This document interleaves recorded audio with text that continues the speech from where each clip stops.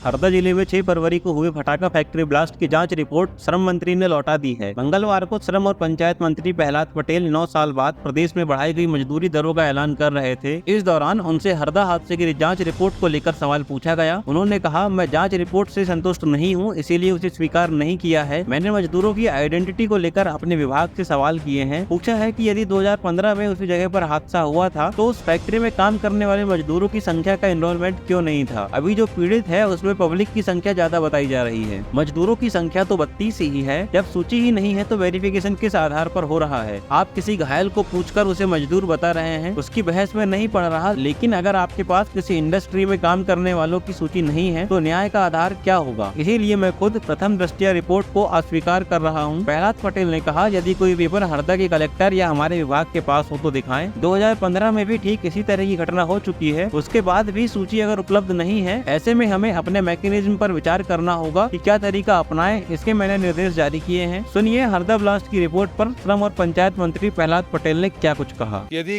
2015 में उसी जगह पर हादसा हुआ था तो उस फैक्ट्री में काम करने वाले मजदूरों की संख्या का एनरोलमेंट किसी के पास क्यों नहीं है।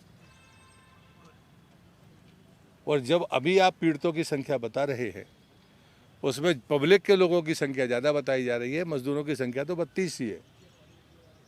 तो जब सूची ही नहीं है तो वेरिफिकेशन किस आधार पर है।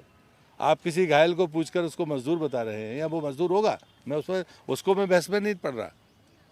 लेकिन अगर आपके पास में किसी इंडस्ट्री में काम करने वाले लोगों की सूची नहीं है तो उसके बाद आधार क्या होगा न्याय करने का।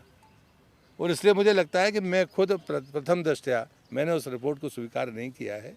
और मैंने कहा कि यदि कोई पेपर वहाँ के डिस्ट्रिक्ट कलेक्टर के पास हो, हमारे विभाग के किसी के पास हो, क्योंकि 2015 में ठीक ऐसे इंसिडेंट हो चुका है और उसके बाद भी अगर सूची उपलब्ध नहीं है तो हमको अपने मैकेनिज्म पर फिर से विचार करना पड़ेगा कि हम तरीका क्या अपनाएं। नंबर 1 वो निर्देश मैंने जारी किए।